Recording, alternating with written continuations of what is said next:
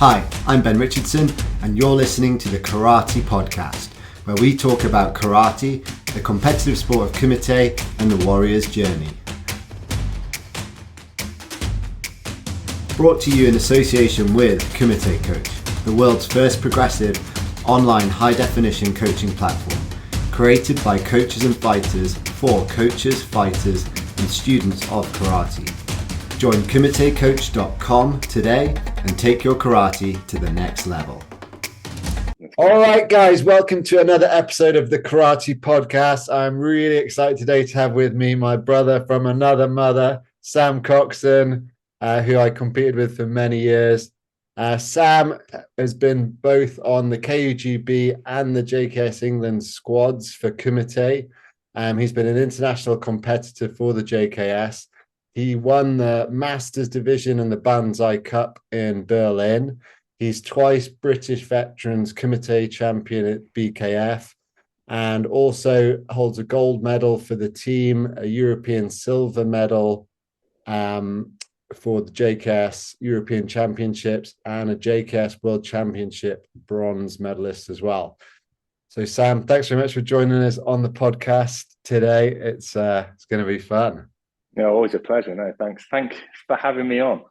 Pleasure. So one of the things I wanted to get into, which we haven't really done and touched upon with guests in the past, was I thought it would be a great time to discuss starting late in a martial art, because I think relatively you did start late, but also we're going to look at that myth around, age being a barrier to success as well. So let's just get started with what age did you start and why did you start in karate? Yeah, so, for me, I started when I was 26, which, I suppose looking back now, I'd love to be 26 again. So it doesn't feel like I would like to have thought of myself as old at 26. But I think, when you listen to a lot of kind of the history, and a lot of the kind of successful people in karate, a lot of them have got stories where they started, when they were 10 years old or certainly kind of like early teens. And so for me, I was starting karate late, but it was something that I was always interested in. I was interested in it when, I was really young. And I think probably sort of opportunity meant that I didn't really kind of get the chance to join a club or kind of embrace it.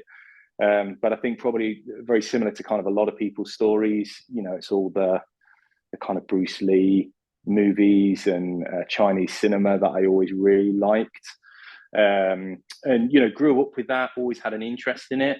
And then it really wasn't until, I guess, my sort of mid to late 20s when I was kind of a little bit more settled and I was going to, the gym a bit more regularly. And it kind of got to the point where I was like, I really fancy trying this and giving it a go now. And it was a great way for me to learn something new and hopefully sort of keep in shape as well. So it's very much kind of when I entered into it, it wasn't really from a mindset of necessarily kind of competing or even necessarily taking it to kind of sort of high levels in grading, but it was just, an opportunity for me to see what the martial world was all about, I guess. And I remember, because obviously you came to my club. I did. Initially, you were interested in Jeet Kune Do, Bruce Lee's martial art.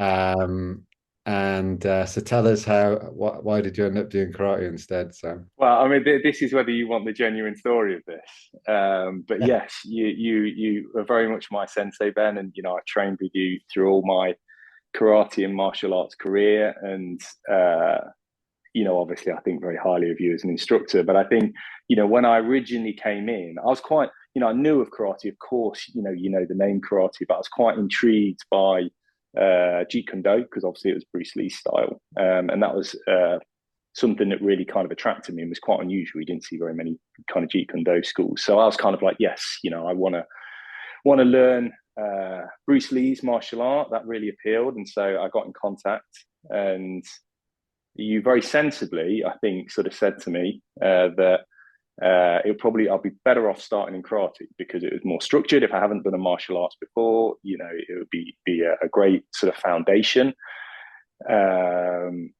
And I genuinely, I bought that. I genuinely believe that. And I thought, and I still to this day, I think it's a fantastic foundation for building those kind of attributes that develop your kind of martial arts capability. But it was only years later, actually, that I found out the truth, which was that it had nothing to do with that from your perspective. It was more to do with the fact that you were trying to develop the number of people that you had within your karate group. Jeet Kune Do seemed to be doing quite well. So you thought, you know what, I'll get an extra head in karate. But, looking back, I'm glad you did, because I think, the structure of karate definitely helped, without a doubt. I think I was looking for youngish adults that I could punch and kick to. That's possibly the case. Yeah, absolutely. And what was it? Because obviously Jeet Kune Do, it's a very partner-based sort of practice. We do a lot of grappling, we do lots of weapons, we do pad work. Not saying that karate doesn't have some of those elements, but it's quite a different thing, particularly as a beginner. I think, you start out with the basics and the katas and, a traditional Shotokan club. So what was it that, initially, do you feel hooked you into that learning process and kept you moving forward? Yeah, I mean, I think it was partly because as a loving martial arts when I was young, I kind of, for me, I bought into it. As you remember, I started it with Sarah, my wife, when I originally joined karate. And I think, it became very evident when we started to go through the grading process together that I was hooked on karate. I was hooked on martial arts, and I was, outside of the training, I was reading books, I was kind of practicing my katas, I was interested, I was always trying to get ahead of the game with the gradings on what I needed to do next and preparing myself for that. So, there was always an element of me that I knew that there was this, I suppose, kind of almost 10,000 hours principle, where it was about me trying to make up for lost time and bridge that gap in my training. And I think it allowed me to really kind of make my peace with potentially some of the more repetitious elements within martial arts, being able to kind of understand that in order for me to get better at techniques, and this obviously sort of helped me sort of into my competitive career as well, but I recognized that repetition and that muscle memory was integral in becoming a good martial artist. So I never really shied away from that. I always kind of was quite comfortable sort of doing a lot of the kind of line drills and stuff like that you get within karate. I enjoyed that element of it. And I enjoyed the structure of it as well. I enjoyed the fact that I knew what was expected of me. I was always tweaking these finer points.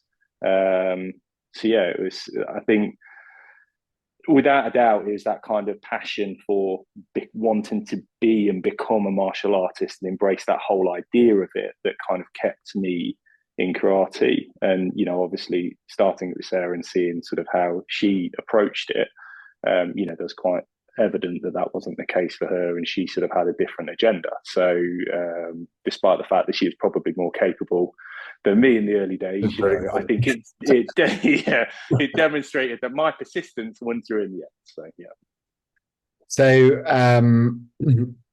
tell us about your first competition experience.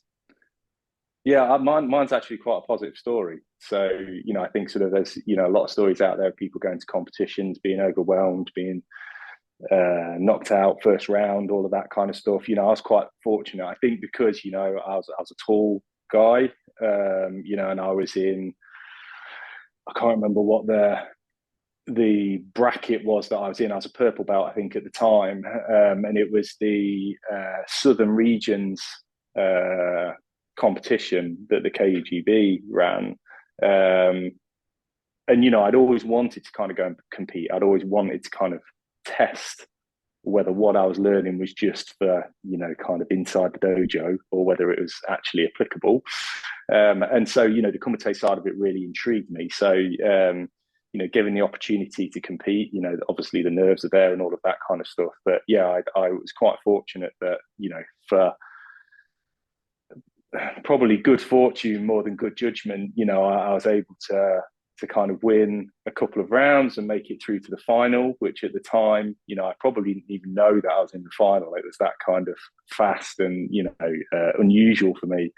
But yeah, I managed to draw this guy in the final, and through sheer determination, managed to kind of beat him and, yeah, come away with the gold. And so I was officially the Southern Regions KUGB gold champion for some kind of Q bracket or something like that, which, you kind of dine out on at the time. But, I don't know whether it holds much kind of kudos now. But, it was a great introduction for me. But yeah, looking back on those kind of times and, watching the videos, it's very cringy now, definitely. I'd love to see those videos. Put that on at the end of the podcast. Yeah. And so that was purple belt. And what age did you reach your black belt? And then at what point was that? Did that coincide with you competing at black belt? Well, yeah, I'm terrible with dates, so I probably get all of this wrong. But I'm pretty sure that I got my black belt.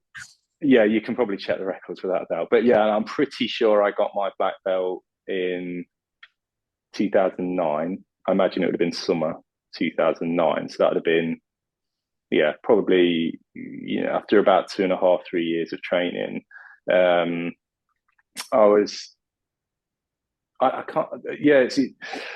I remember stepping up and doing competitions as a black belt. And there was elements of it, without a doubt, that, intimidated me, because, suddenly you're kind of thrown into the mix of kind of, first down and above brackets within kind of competition.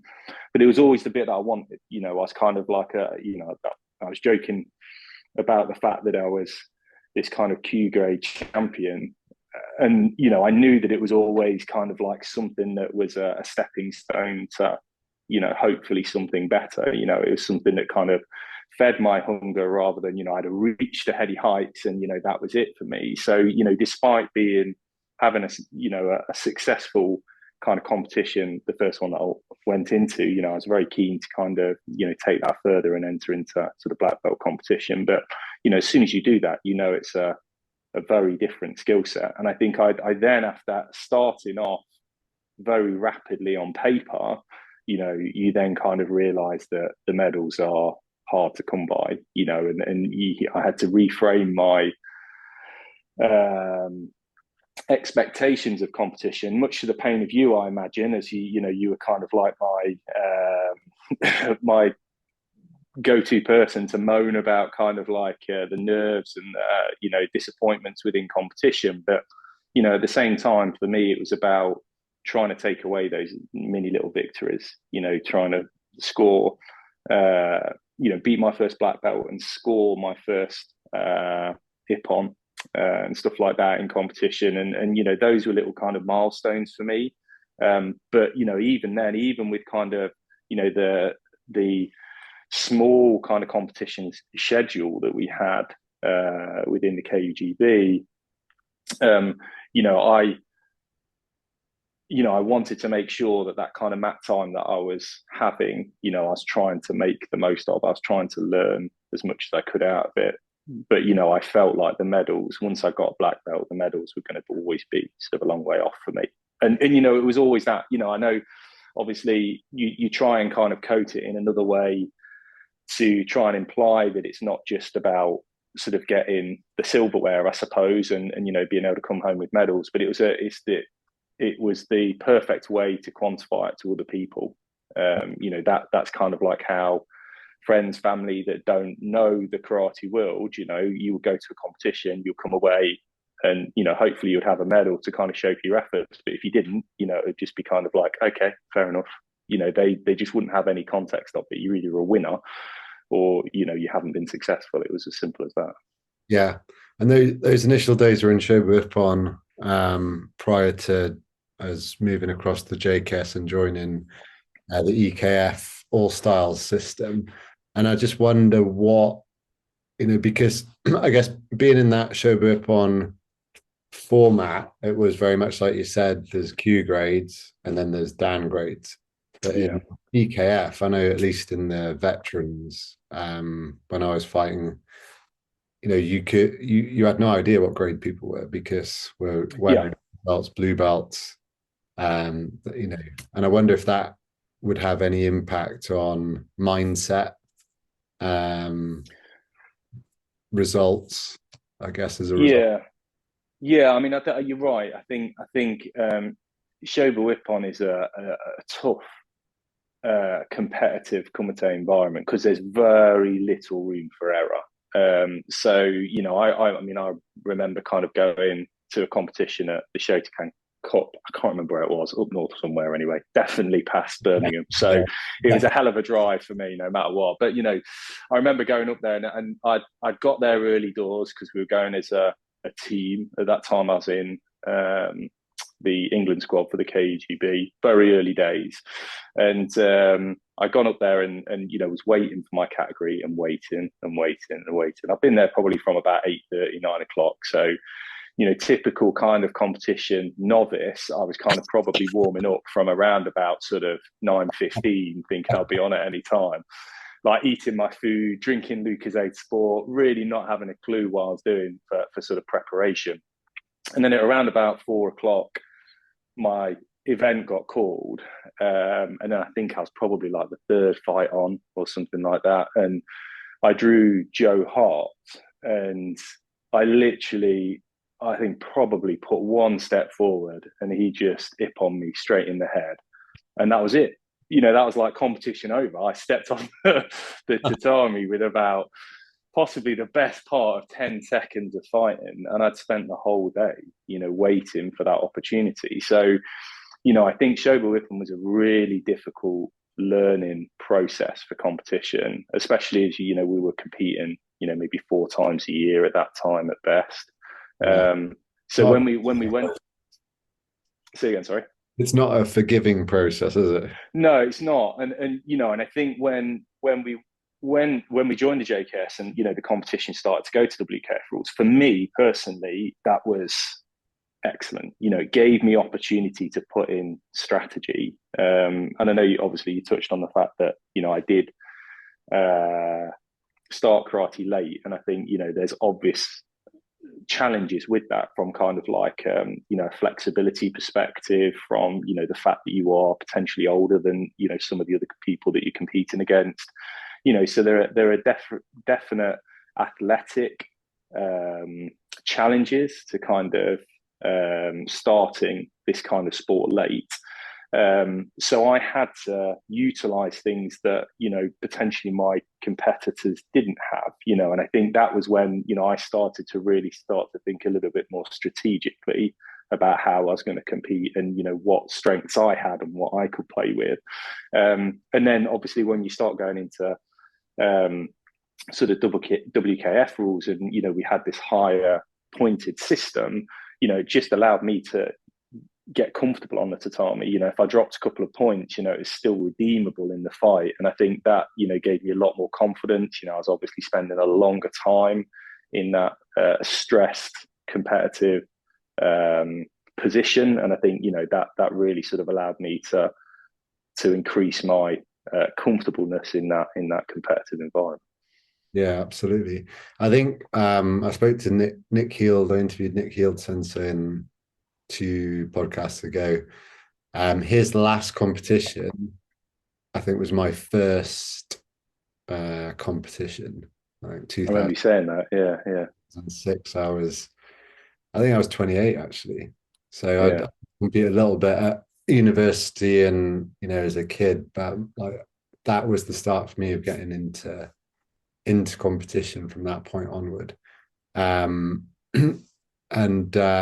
so I just wonder, from your perspective, what you've mentioned a few there, but what were the major challenges you faced in the earlier part of your career, and how did they change over time, I guess, with experience as you progressed in fighting? Yeah, I mean, I think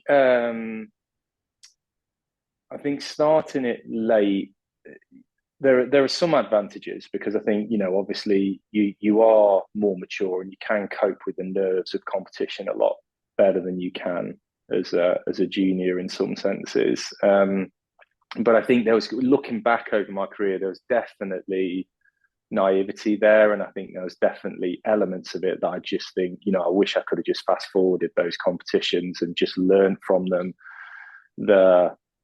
how to prepare for a competition, both sort of physically and mentally. And I know there was a time when I wasn't winning medals and I wasn't being successful, and I really sort of struggled with that, and I was struggling to kind of find the positivities in what I was doing in competition.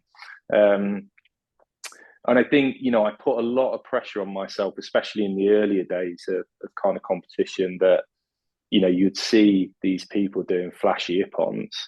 And I was just desperate to kind of do them. I was desperate to kick somebody in the head. That was kind of my dream, to kind of, especially in Shogo Ippon, to kind of have a big finish and stuff like that. And, we've all seen those kind of competitions where, it's very kind of cluttered, attacks, and, you might gyak at the same time, and, the flags go in your favor. But I didn't want that. I wanted kind of this pure, I suppose, martial ideal of just kind of having that kind of one-stop finish move. And so I put a lot of pressure on myself to kind of try and sort of improve my flexibility and improve my kicks. And I think I did improve my kicks, but I think the flexibility was it's always going to be a really tall order, despite how much time I tried to put into being flexible. I'm sure there's going to be people out there that would say, you can be flexible at any age in your life and all of that kind of stuff, but it always just seemed to be sort of beyond me. So, I had to adapt to those kind of things, which, I think you can do. I think like anything, it's kind of how much you kind of want to put into it, and I think the naivety in martial arts, I think, was tricky. I think the flexibility was tricky, but one thing I would say, and it might be jumping ahead a little bit, but I think what allowed me to be successful over time in competition was the fact that I stuck around. And I think Nick Sensei commented on this as well, the fact that I was by far not the best fighter on the squads, but I was there as much as I could be, all the time, training hard, putting in my effort.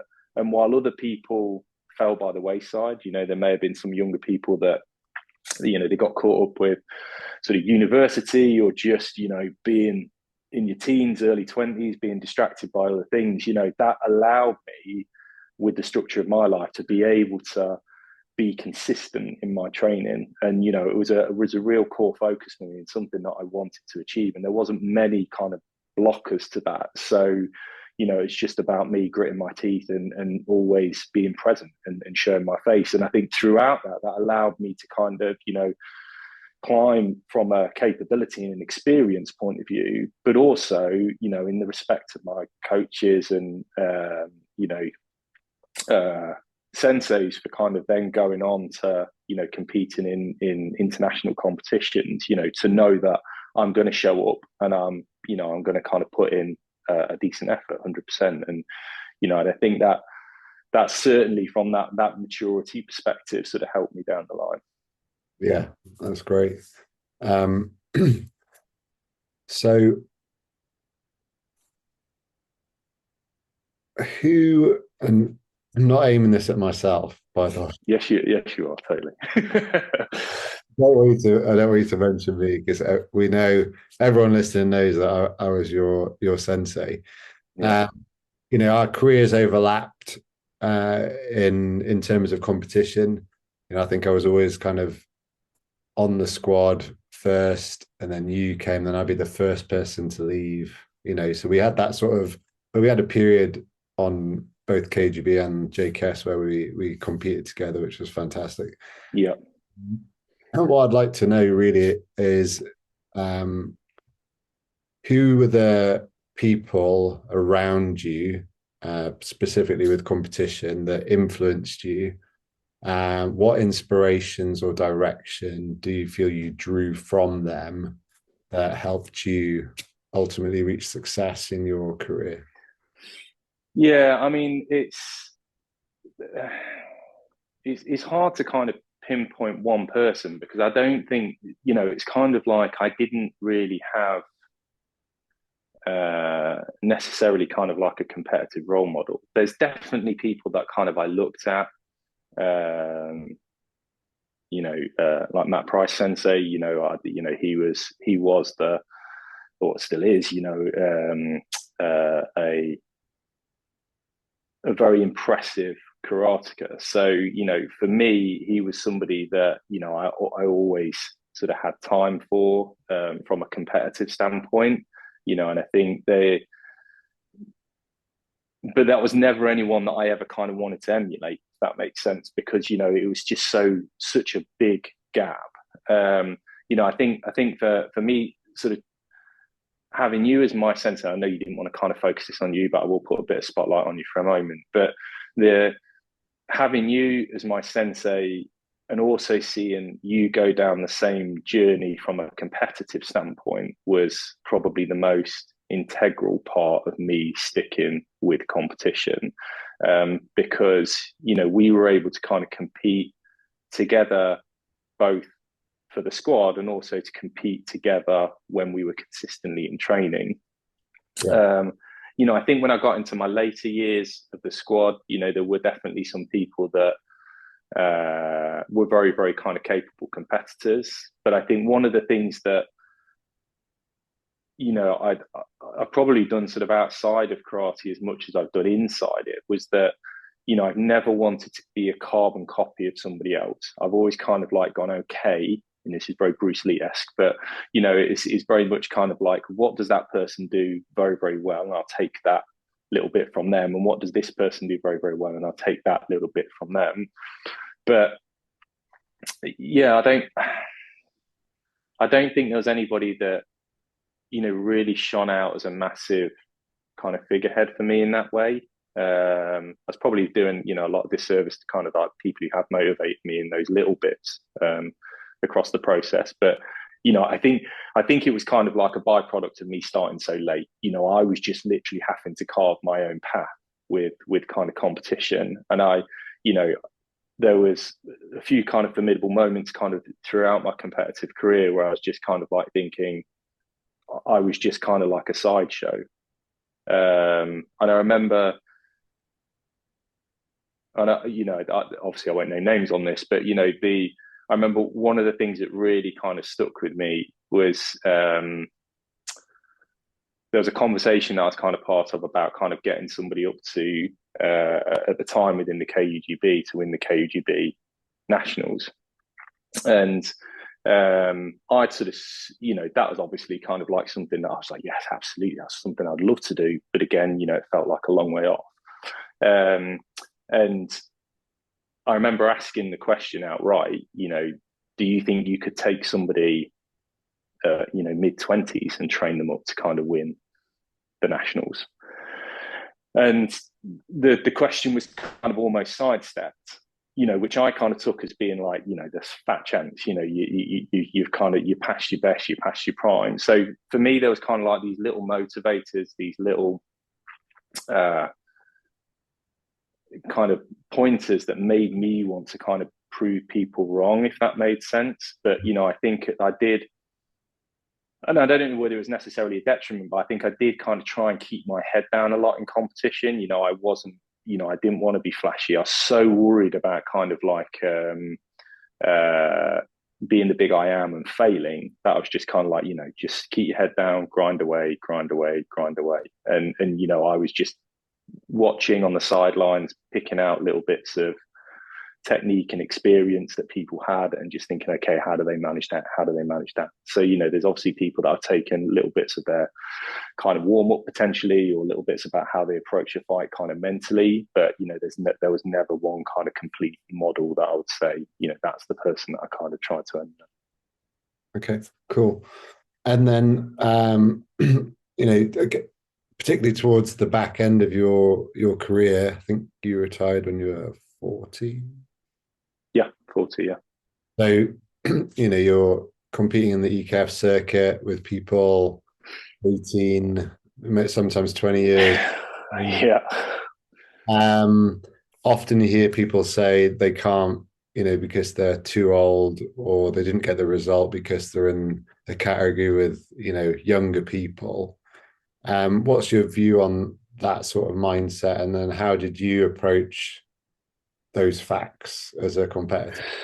Yeah, and I think sort of, a lot of this conversation has been some of the challenges about kind of being, being starting karate older. But for me, there was absolutely an athletic difference, and I think I think you can't shy away from that. But there are ways around that. The top competitors, they're a different level, and you're always going to kind of be beaten on speed, timing, flexibility, athleticism all the time. However, that it to be able to kind of win medals and be at a high level of competition, there are a lot of other games that you can play from sort of a strategic point of view, to a mental point of view. And I think when I got later in my career, I say career, but when I got later in my competitive life, I really started to understand that. And I think probably it was only maybe the last 2 to 3 years where I really kind of settled into it, and I actually started enjoying it. I started to love going to competition. And I think that was when I kind of, probably a very good example of it is I remember a particular competition. I can't actually remember which competition it was, but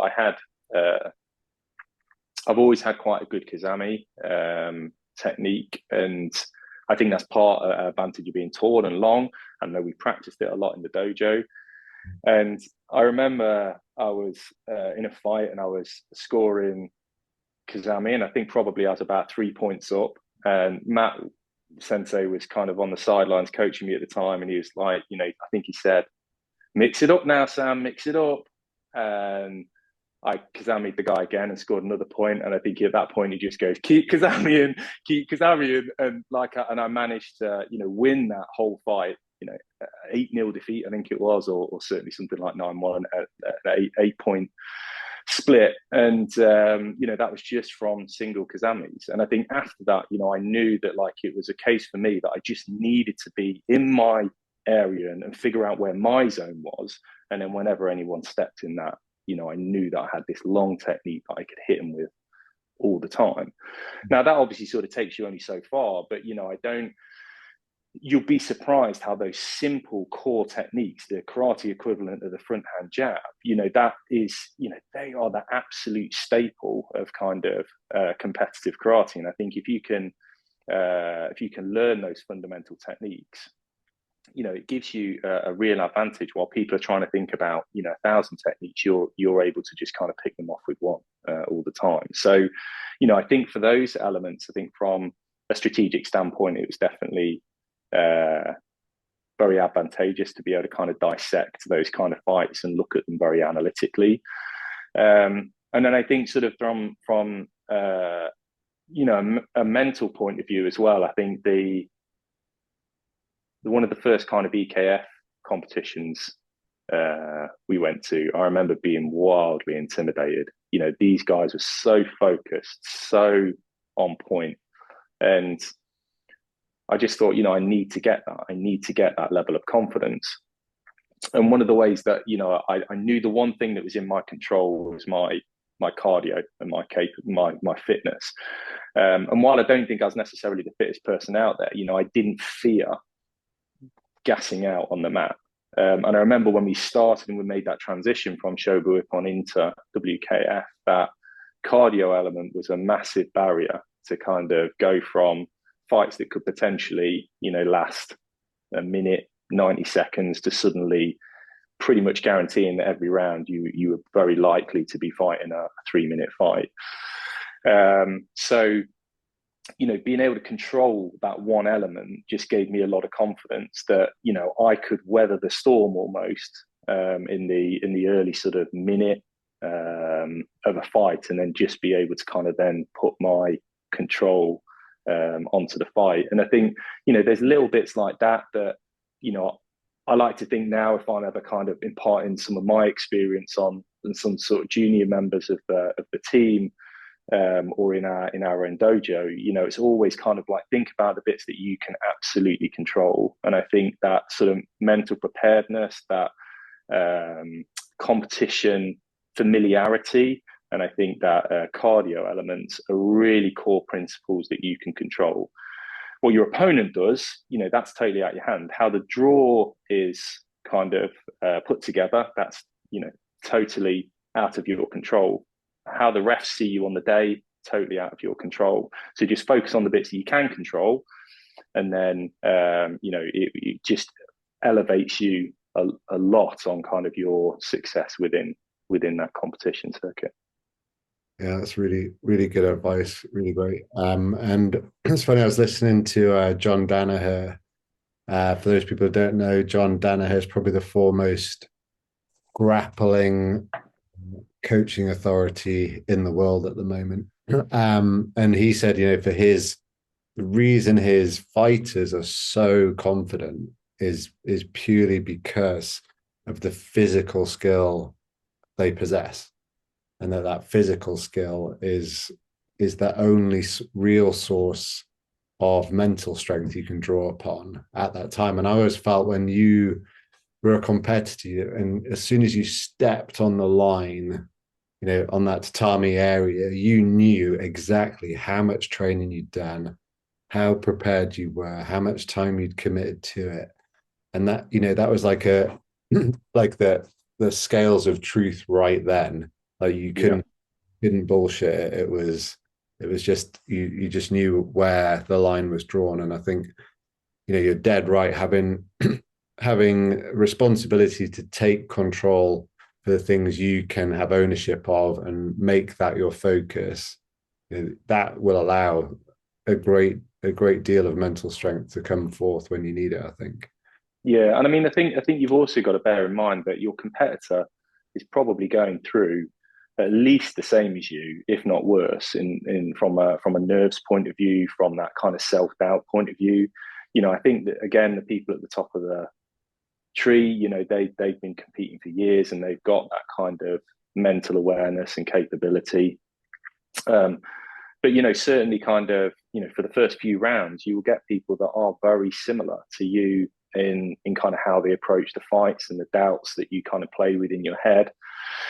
And I think, you need to kind of have that kind of psychological confidence to be able to go out there and, as you rightly say, kind of be confident in your training, be confident in your capability.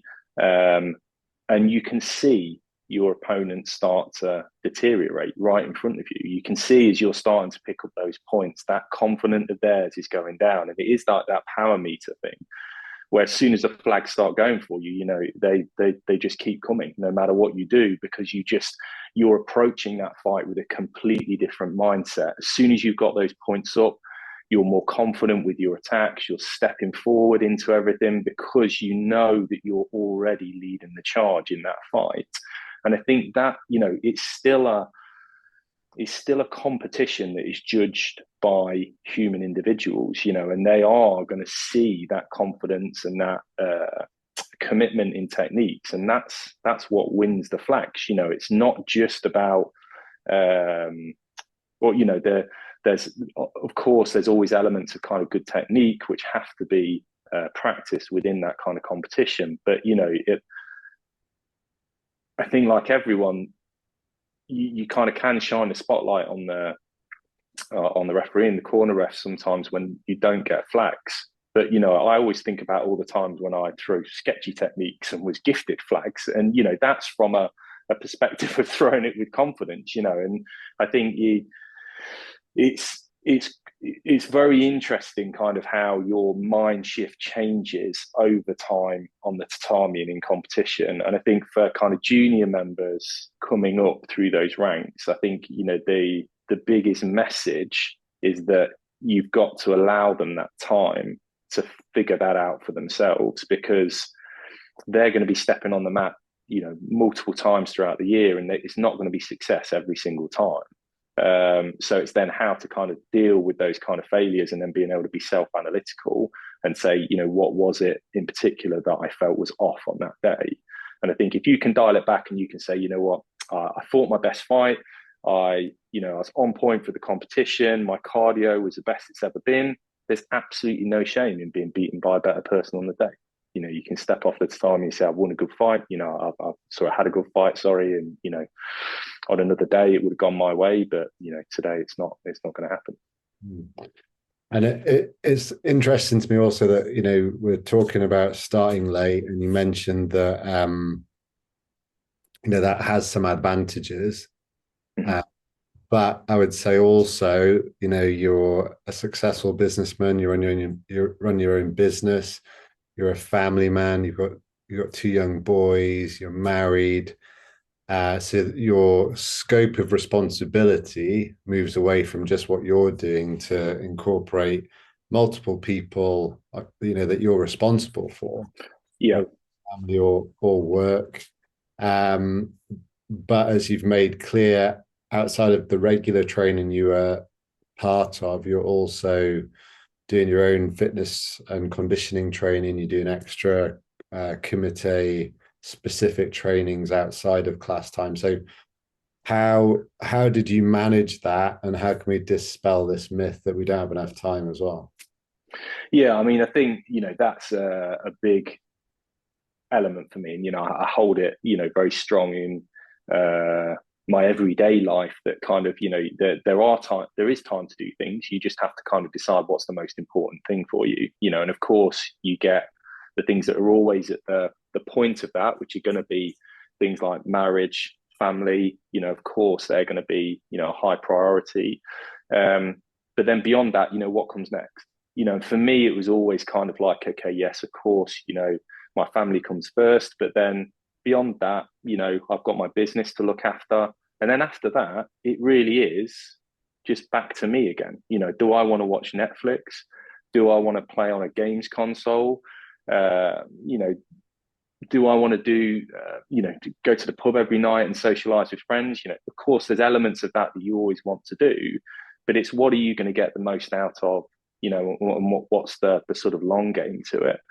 And I think probably even when I was competing my most, I was probably only still training, as in training in the dojo twice a week. I was training in karate drills probably 5 to 6 times a week. So when I wasn't at the dojo and I wasn't training, I was always conscious of, I was doing Tabata, I was doing sort of flexibility training, I was doing shadow sparring in my garage, and it was just a case for me of kind of, find those little pockets of time. For me, I was always kind of, pre-kids, I always hated getting up early, but then I think when you get into the cycle of having to get up for children early, you kind of realize that those mornings are the time that you control, because it's before everything gets chaotic. It's before you've determined how your day is going to span out. So if you have a terrible day at work or something kind of spans over that you've got to do in the evening, if you can get that training in at 6 a.m. or even earlier, then you've hit that day off to a start. And whatever happens after that, if you're able to get sort of other training in, if you want to do it, or, a lighter kind of stretching session, that you've got that time to do that, but you've always got your fundamental training in. So, I think it's about priority. And, we touched on it earlier with when, I kind of started with my wife in karate, it always became such a big priority for me to want to be successful in this, to want to make sure that the time I invested in it wasn't wasted or misguided. It was something that I could actually use into a practical skill. And I think there's definitely kind of attributes from my professional career and my family life that have fed nicely into karate, and likewise I think they fed nicely out again, and I think that ability to control the controllables and, not be too concerned with the outcome, but be more concerned with the inputs that you're putting in, has really stood me in good stead, both within karate and outside of that as well. But, there's always going to be somebody that comes along that tells you, they haven't got time, they're always busy, but, yet they find time. I remember before I had kids, I didn't have any time. Then I had kids, I still don't have any time. Then I take on karate, I still don't have any time. So when we acknowledge that we consistently don't have any time, the chances are we're probably wasting some time somewhere, and you can actually find those little pockets. So you'll always find somebody that will give the excuse that they're struggling for time, but that you don't have to be at the dojo 5 days a week training. It's about kind of saying, what can I do within these pockets of time? What can I manage? You're going to have to compete. You're going to have to spar if that's what you want to do in competition. If you're focused on Kumite, I think it became incredibly evident that, I needed that kind of high caliber competition through the squads and through, training with yourself. I needed that consistently to make sure that I remained sharp. But, for me, being able to do that sort of a couple of times a week and then be able to do the kind of supplementary training that I did on top, that was enough to get me where I was. And, funnily you say, I did get to the kind of level where I was going to EKF competitions and, I was seeing some success. I was chipping away at those kind of medals. But, I think that it was very evident that, I think to take it to the next level, to take it beyond that, you would need to be able to kind of put in more training. And I think that's where the balance came for me. It kind of got to the point where it was like, I've achieved what I've achieved and I'm very grateful of that. But, I knew I didn't want to kind of stay a veterans champion. That wasn't what I wanted. It was either kind of like I needed to double down and put in more effort to get to, kind of individuals kind of goals, or I needed to just accept where I was level wise and, be grateful for the kind of opportunities and the medals that I've had. Yeah, fantastic. So just to kind of finish up, you've retired from competition. Mm-hmm. What was that process like? How did it affect your motivation? And what are your goals for your martial arts moving forward? Yeah, that's a real tough one, because I have to admit my kind of, I started karate in 2006. I started my first competition in 2008. So 2 years after I started karate, I entered my first competition. That became my purpose for consistently training. Yeah. When you take that away, it is really, really hard to find that motivation another way, to say, okay, why? I think possibly, especially kind of within Kumite, because it's fundamentally kind of like, the fighting side of karate. So, when you take away the need to be at the top of your game, it is quite hard to find the motivation to then go and consistently train. The one mantra that I've always had, and I'll always stick by, is that I can only say that I'm a karate black belt, a second dan black belt, while I'm training in karate. If I stop training in karate, I have to use it as past tense. Now, some people may have a different opinion of that, but for me, that's always been the motivator for me to kind of consistently train in karate. Even if sometimes it feels like I'm treading water, if I genuinely want to be able to kind of put on my black belt and say, I'm here and I'm here with purpose, and, line up in the right order and, be confident in where I am in that kind of line, then I need to consistently train. I can't take my foot off the gas. What that now leads to, and what I want in my my karate future, my martial arts future, I think that's less clear for me. I think there's always going to be this version of me which kind of wants to be the competitor, and I still get those niggles when I compete with people in the club, where, if I get a point scored on me, it winds me up. And I think that's the competitor in me still. How long that will last and how long, I'll really be able to kind of hold my own, I think time will tell. But, I think you do have to find something that keeps your motivation in karate. I think at the moment, it's that kind of mantra that I have about, validating my black belt. But I'm sure something will come around the corner, and I'll hopefully get kind of that sort of mojo again. Just think of the conditioning drills Matt Price is going to give you the winter Yeah, camp. oh yeah, exactly. Yeah, there's definitely that, without a doubt. And yeah, when I do the kind of Kangeko, I'm already worried about it already, actually, to be fair. But you kind of think about the when we kind of do the Kangeko, your place, it's the intensity of the training, the condition of the training. If you want to kind of train and then wake up and train again the following day, you need to be able to kind of deal with it. So there's definitely an element of that I need to kind of maintain, without a doubt. But I think fundamentally, I still love martial arts. I still love karate. It's still part of me. It's part of who I am. I spent a lot of time investing in it, and it becomes part of your DNA almost after a while, and definitely sort of part of your mentality. And I think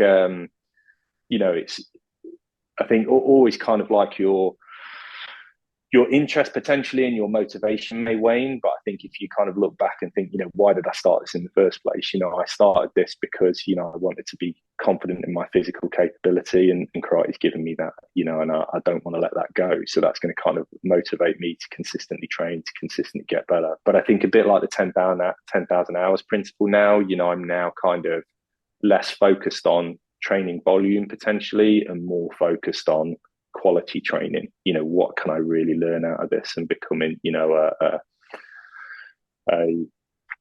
intelligent martial artist, rather than just sort of somebody's at their peak of their athleticism. Because I think sadly, as you get 40 plus, that despite your kind of motivation, that does kind of start to escape you after a while. Yeah. Sam, it's been a great pleasure hearing your story and your views on the world of karate. I really appreciate you being on the podcast. Thanks very much. No, thanks for having me. It's been great chatting as always. Absolute pleasure, mate. Thank you.